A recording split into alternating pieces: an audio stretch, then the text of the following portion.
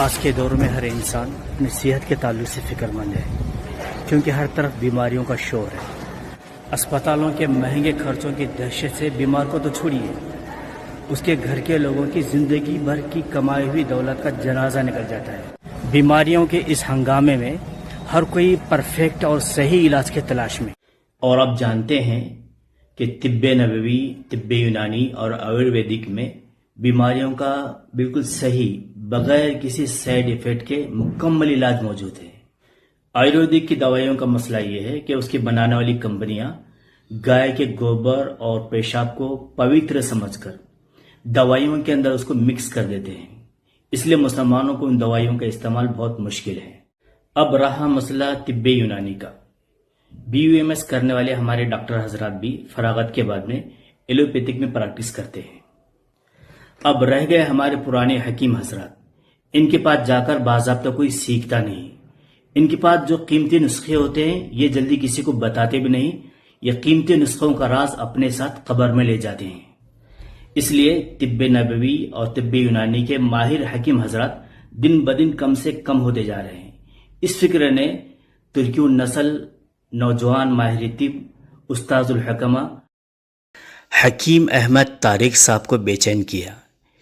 انہوں نے ملک بھر کے علماء، حکماء، ڈاکٹر حضرات کو آواز لگائی کہ میں طب نبوی اور طب یونانی کو مزید ترقی دینا چاہتا ہوں۔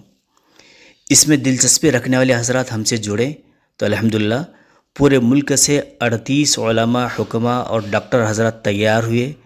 میں نے بھی الحمدللہ اس میں شرکت کی، ماشاءاللہ بڑا فائدہ ہوا۔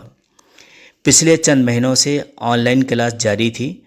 آف لائن کلاس کے لیے دہلی سے قریب میوات کے نوح ضلع کی دینی روحانی انقلابی سرزمین فیروز پور جھرکا کے ایک قدیم ادارہ حافظ الاسلام میں 4 روزہ تربیتی کیمپ رکھا گیا تھا، جس میں قانون مفرد اعضاء کے اصول کے تحت نبض دیکھ کر بیماری کی شناخت کر کے علاج کے طریقے کی مکمل مشق کرائی گئی۔